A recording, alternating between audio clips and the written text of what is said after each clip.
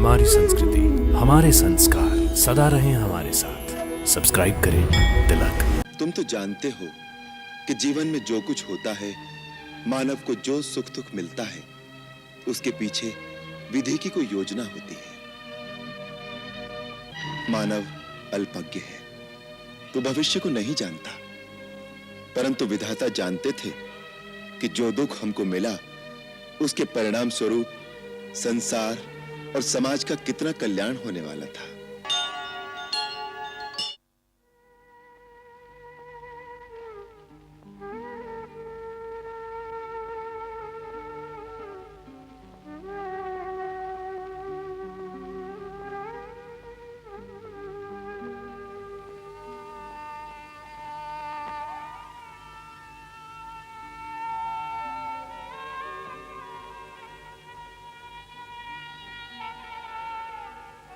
ओ भैया, सारा शरीर छत विछत हो गया है।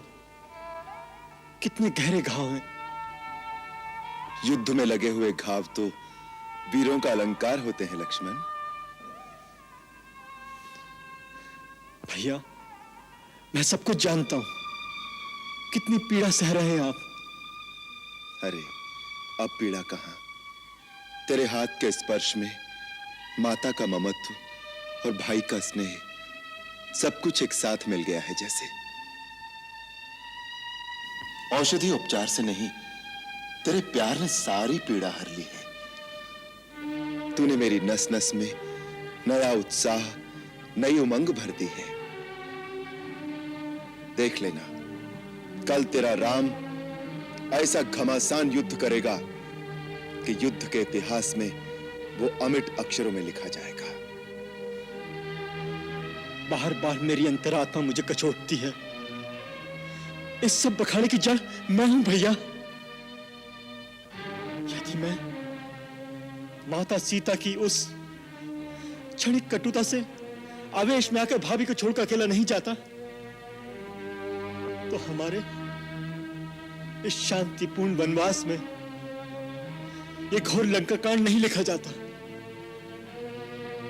लक्ष्मण, अज्ञानियों की भांति बातें क्यों करते हो? तुम तो जानते हो कि जीवन में जो कुछ होता है, मानव को जो सुख दुख मिलता है, उसके पीछे विधि की कोई योजना होती है।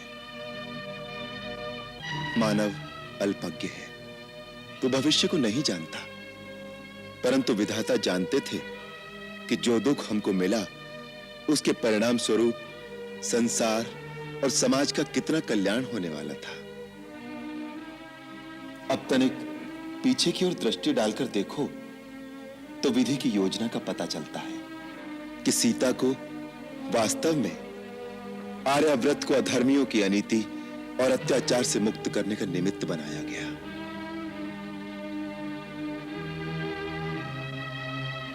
अब यदि हम केवल वन विहार करके अयोध्या लौट जाते तो धर्म कर्म में जीवन यापन करने वाले और लोक कल्याण में जीवन समर्पित करने वाले ऋषियों और मुनियों का त्रास कैसे मिटता?